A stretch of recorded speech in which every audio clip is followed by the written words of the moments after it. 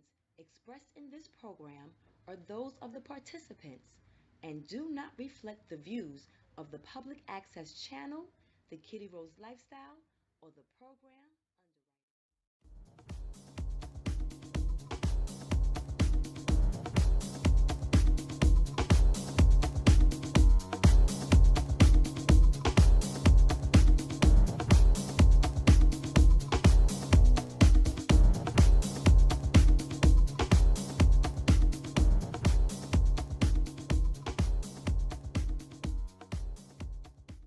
Well, actually, real estate came first before the car business. Okay. And so I think, just having a job and working a regular 9 to 5 and just, waiting on that paycheck to pay for everything was kind of a job within itself. Mm-hmm. And so, I definitely didn't have any interest in real estate at all. I ran into a friend of mine who I've known for 20 plus years. He's a realtor. Okay. And he also is affiliated with a program that allows first-time home buyers to purchase a home. Okay. And he was in multifamily investing. Okay. And so, I told him that, I wanted to... Wait, back up. That's Multi-level investing. multifamily investing. So it's actually buying a not just a house, but actually Yes. a home, a dwelling. Yes. It's multifamily investing, income property, Okay. investment home. You may Okay. hear people use those terms for Okay. that. Okay. And so I wasn't really interested, and I was like, no, I'm gonna renovate my apartment in Harlem. I'm gonna renovate this apartment. It's gonna be fun. I'm using my money to do this. And I renovated my apartment. I still wasn't happy. Okay. I still wasn't happy.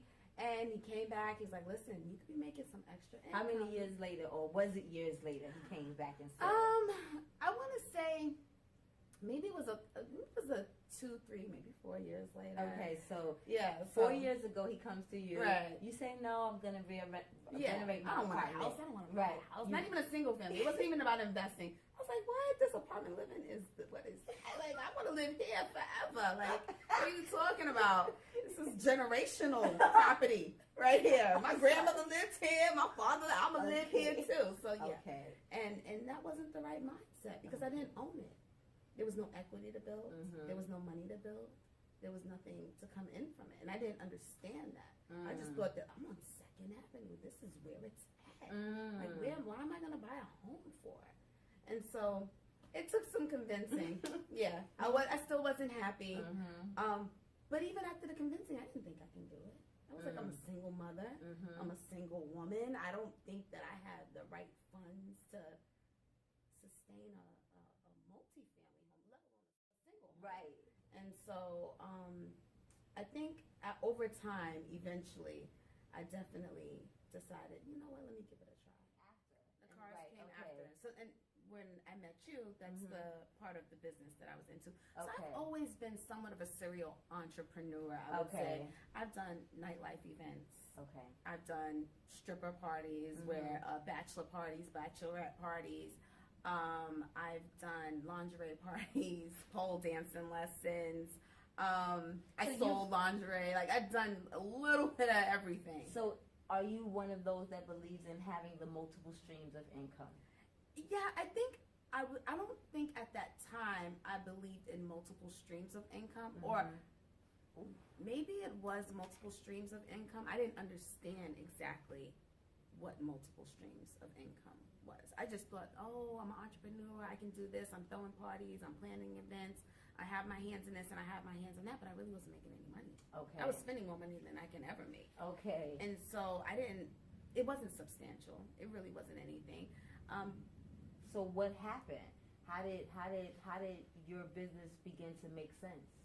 Or how did the business? Yeah. How did money begin to make sense? How did money begin to make right? sense? So I didn't realize that I was spending more on my shoes, my clothes, my hair than I ever spent on a bike. So by the time I made my money back and split it up with other non-promoters, that had already paid for me to look absolutely fabulous, right? So, I mean, I don't look as glamorous today, but check out her Instagram, though. back in the day, I did some things. So, I had spent all this money, cab back and forth to the party.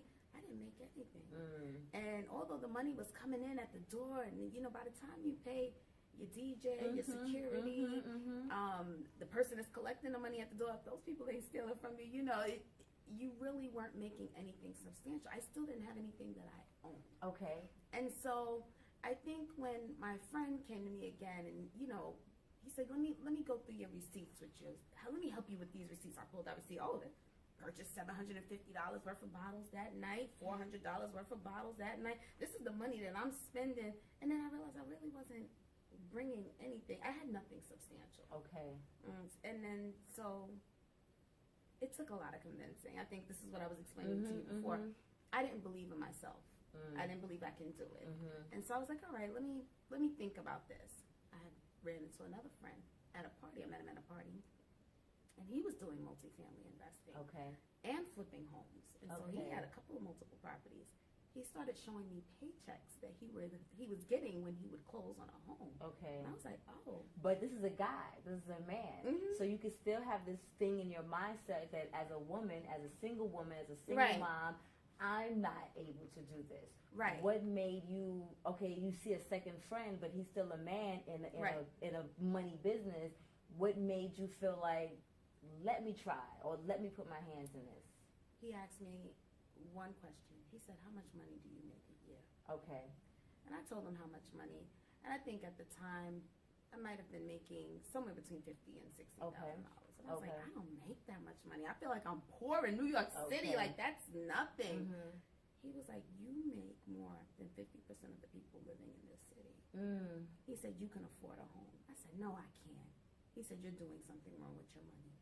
I don't know what it is that you're doing wrong, but you're doing something wrong. And until you decide what you're going to put your money into, you're never going to be able to afford the home. So I had to make the decision that the shoes and the clothes and the hair and the nails, it really was something that I had to change. So when you made that transition, we're going to come back to how it affected your life, or how it affected you becoming now a landlord, and what that was like, and the steps briefly on how you secured that. I want to just ask you a sidebar question, because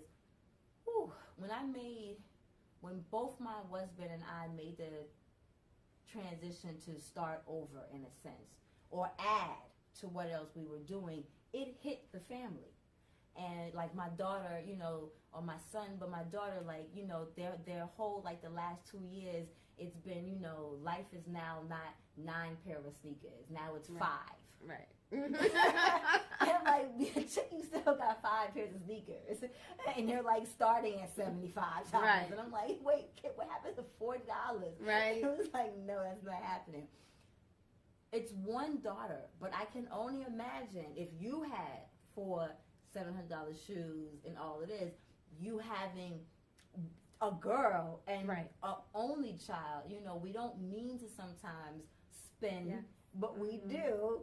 How did that shift happen? Like, how old was she when you made that financial shift? And then how did that affect, like, you not spending money that you're accustomed to on yourself is one thing, but then how dare you now change how you spend money on her? Well, I really didn't spoil her with, like, all the different pairs of sneakers. So her family did all of that. And so blessings upon blessings upon blessings, because they love to buy her all the name brand jeans and sneakers, coats. So you didn't have that. And Tim's, whatever it is. Like, they really kept her spoiled with that. So with me, it was just basically keeping her looking good. So making sure she got her hair done. But you know what? I had to step back from that too. I had to say, Mommy's going to do your hair. It's going to be a hairstyle. Let me get these bobos and put them in your head, because you're not going to get a washing set. I was spending about $200 a month for me and her to go to the salon. And this wasn't even an expensive. This is get a washing set, a blow. And so, it was, like. Don't let Isha know. So how did that affect you guys when you had to start being more mindful about your spending? I knew what the goal was. It didn't affect me at all. I said, this is the goal. I did a budget, and when I saw what I was spending, I wrote down everything. What I spent on my favorite candy, how much my favorite magazine or newspaper cost, how much that bagel that I want to get from the corner store. When I looked at all of that, I said, you know what? I don't have to spend this money here or there. I can do my hair at home. Okay, so it wasn't that hard, is what you're saying?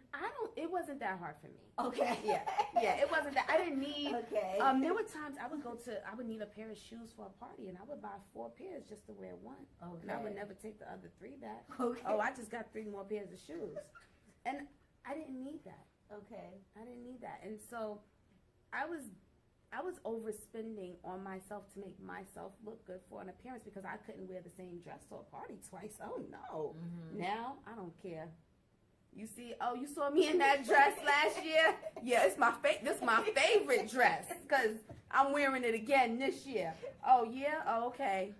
Who you judging? Okay. Because I got a house. Okay. So I just had to make that choice for myself. So it wasn't hard at all. No. So now when you have that mindset of, okay, I have a house, I'm a property owner, or I'm a homeowner, how mentally were you able to switch that? Like, okay, because you was doing business. You was making money. Well, you were thinking you were making money, but you were doing business. I was doing business. So you already had a mindset of checks and balances. Right.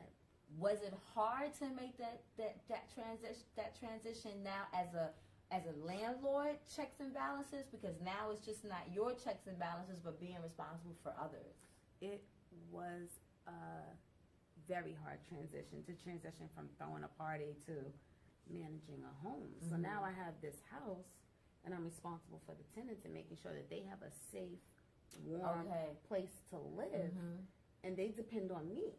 It's so funny how you say they depend on, because we forget and we just think about them paying for to live, but we actually have taken responsibility on some folks. With my tenants, sometimes, they might get upset, something breaks, something, and if it doesn't get handled in time, I might get a couple of phone calls that aren't as nice or as pleasing. But I always try to be very, calm with them, and I try to let them know, look, my goal is to make sure that where you live is comfortable. Right. And so I'm always going to be doing my best to make sure that I get whatever needs to be done. Right? So I don't want you to think that I'm just sleeping on the job, like I'm not getting your sink fixed or whatever. Like, I'm out here calling people at my job, trying to call at my desk. You know any plumbers? While you at your 9 to 5. Right. While I'm at my 9 to 5, I'm working on getting those things done to them. And that was a big learning process. One, I'm managing on my own. I don't have my boss looking over my shoulder, making sure I get it done. I have to make sure I get it done on my own. I have to make sure that everything the city wants me to post in that building, it gets posted or I get fined. So I have to keep up with my own stuff, and without anybody looking over your shoulder managing you, it's easy to drop the ball on something. And so I think that was hard because planning a party, boom, you plan a party, boom, it's done. We have the party, there's nothing else to do. This house is forever ongoing. It's going to need heat. It's going to need water. It's going to need gas so that they can cook. It's going to need those essential things so that these people can live. And I would never want them to be uncomfortable or considered a slumlord. I'm not. If you heard that, it ain't true. So trust. So it's not easy. So it wasn't easy learning how to manage yourself. Right. And thank you for sharing that, because I think that we forget, those type of responsibilities. We just really kind of think of the building itself, the property itself, and our tenants, but not necessarily our responsibility towards the tenants and how we have to manage that mentally, because the responsibility, like you said, making sure everything is posted, making sure what the city needs, and who's telling you to do those things, who's doing your checks and balances. Right. So for you to do that, cool beans. So you're on the job checking for a plumber. You're on the job checking for a plumber.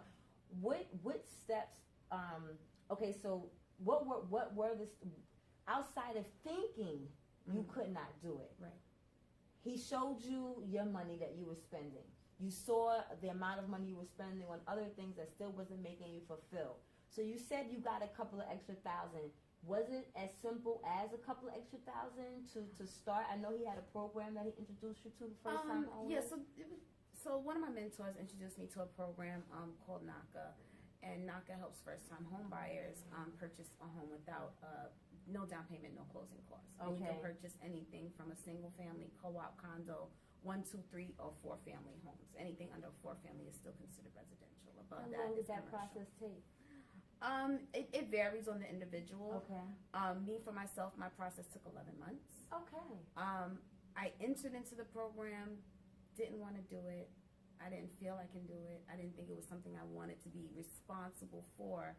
And so I waited maybe 2 years before I actually officially started doing what I needed to do to get the steps towards making a home. But what they do is they help people to understand how to budget, understand where their money is going, so that they know that they're able to afford a home. And they have something like a 99% success rate. Okay. No one forecloses on your home once you get into this program.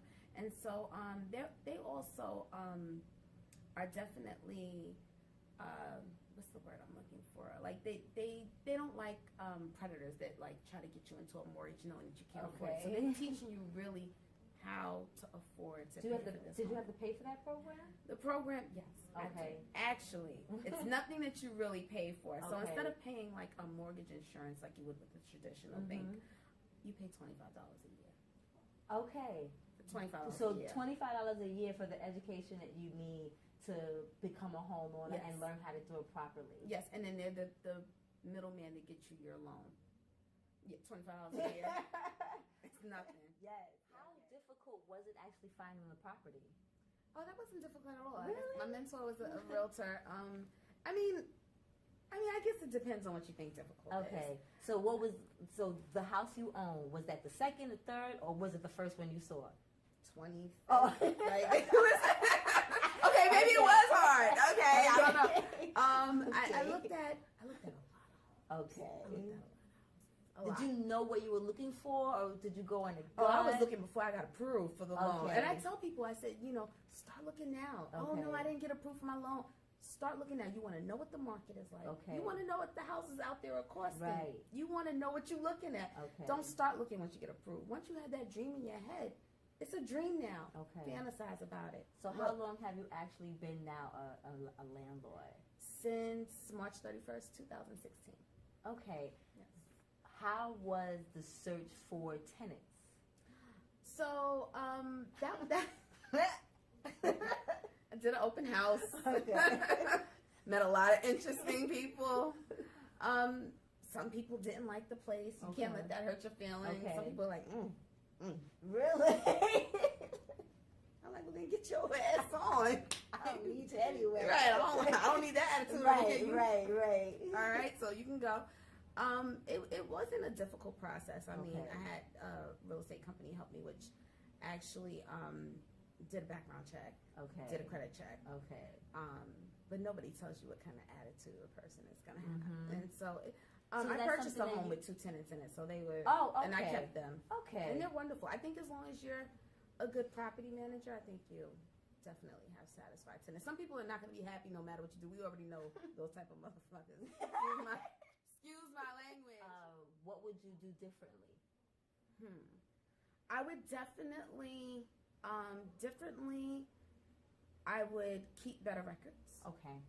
So I think that's something that I kind of misstepped on. They have something called the net operating expenses. It's basically what it takes to operate this home. How much gas is going to cost, how much heating oil is going to cost if you're using heating oil, how much water is going to cost, maintenance. I have an exterminator that comes once a month. Just the general maintenance for that, what it takes to keep that house up and running outside of the mortgage. So you have the mortgage and you still have all this other stuff that you have to pay for. And I think record keeping definitely would have been something that I would have improved on from the very beginning. So before we close, I want our audience really, because this is what touched me when we first spoke about this, the not believing in yourself. Because I think that, we have these aspirations, we have these dreams, we have these thoughts, and sometimes, if not most time, we're our own worst enemy, or we block our own blessings because of thinking that we can't. Right. So what did that feel like? How did that feel? How did you move past it? On top of the things that were going on in my own head about how I felt, what I wanted, I told myself that I didn't want it. I didn't want a house. I didn't want this for myself. I didn't want that responsibility. And so other people would tell me, a landlord, people think like landlords are like the worst thing ever. Right? In New York City, do you know how long it takes to get somebody evicted? It takes 3 to 6 months. It's always a negative, right? So everyone had these opinions about it, but not one of those people's were. Not any of those people were landlords. So who am I listening to? Am I listening to my friends and my mentors that are doing it and saying that it's worth it? I'm telling you it's worth it. I had one person that kept telling me, oh my God, that's so much work. That's so much work. I said, we come in this motherfucker every day 9 to 5, and it's a lot of work. Okay. Trust, right? And they don't pay me as much as this house does. Okay. I said, so I work on my house maybe, and one of my mentors made me realize, he would call me every day. He'd be like, yeah, so I'm going to stop working at 10:30 in the morning. I was like, stop working now? He's like, yep, I managed all my properties. I'm going to stop working. I'm going to go out. He's retired. So, Okay. He could do whatever he wants to do afterwards. And I'm like, stop. I want to stop working at 10:30 in the morning. Okay. I want to do that. I want to work for 3 hours a day. I probably work on my house maybe 3 hours a week. Once you have it managed, I only have one property. He has multiple. So, Right, but once you have it managed. Once you have it managed, I did it for a few hours a week. So did that give you the gut to know that I can now operate and run and take on another business? Yeah, sort of. Yeah, sort of. I thought I could. Okay. I've been having a lot more difficulty with the car business, but Okay. like I said, just on top of people telling me that I couldn't do it, I just had to believe in myself. Nobody was stopping me but me. It was my voice in my own head, my own fear. Even like my parents will be like, "Are you sure you want to do this?" And I don't think it's because they didn't believe in me. I think your parents still want to protect you. A lot of people's like, "Oh, these haters, nobody believes in me, nobody supports my business." I don't care if your mama, sister, brother, child, nobody support you. As long as you believe in yourself, it can be done. Okay. The only person that you need is you. Once you overcome your own fear, that's it.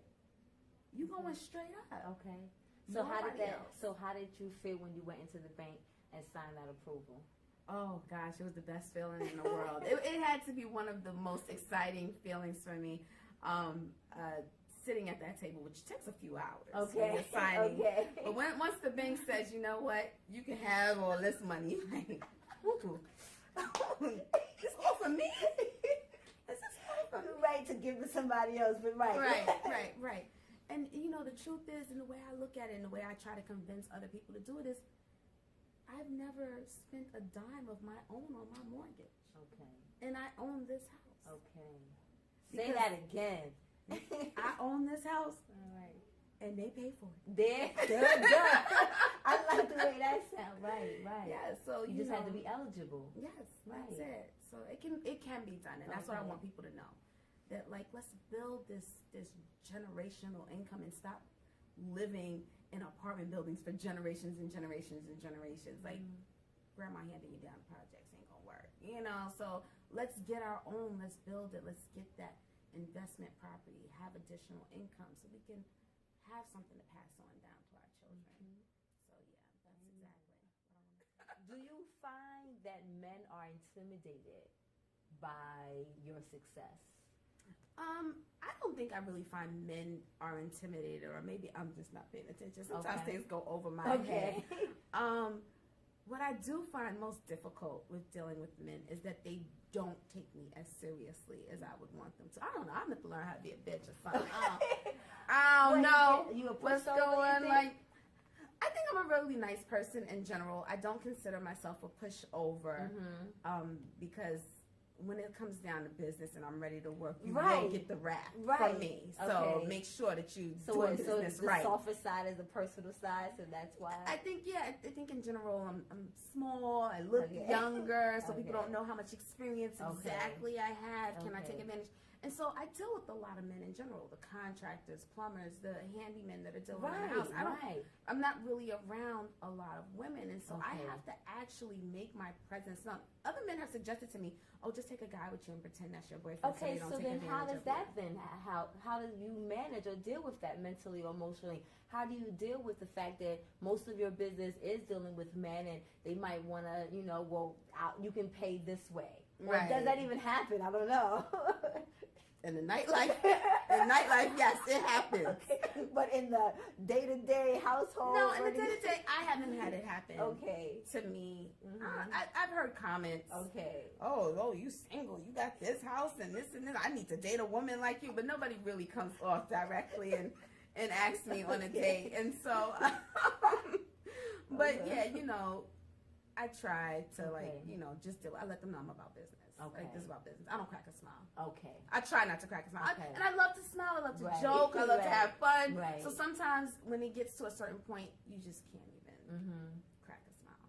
Have any of your female friends become intimidated, or have you lost friends, or maybe people that you thought were friends and end up not being friends because they became intimidated or became insecure, or they felt a kind of way because you made a step and maybe left them behind, if that makes any sense? No, I think my friends are really, really supportive of what I do. I mean, they tell me all the time, like, I don't even realize it, like how I inspired them.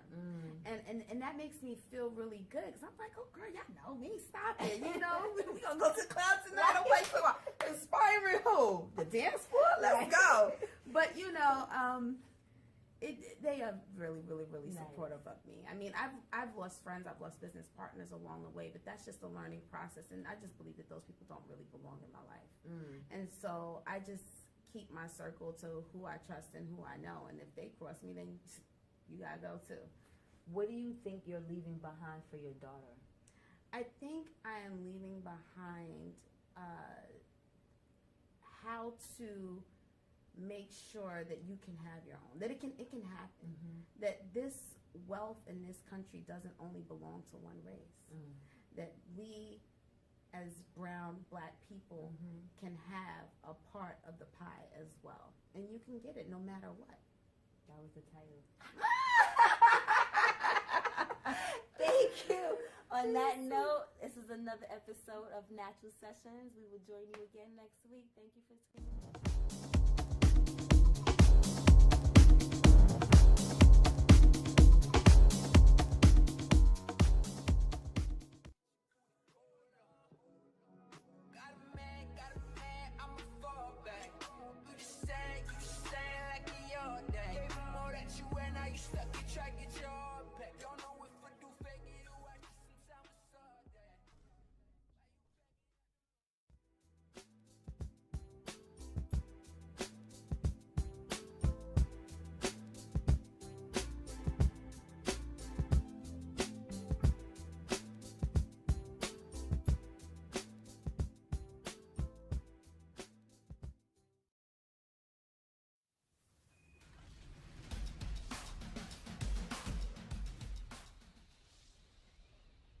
Welcome to Dining with Diplomats, the show that travels the globe without leaving town.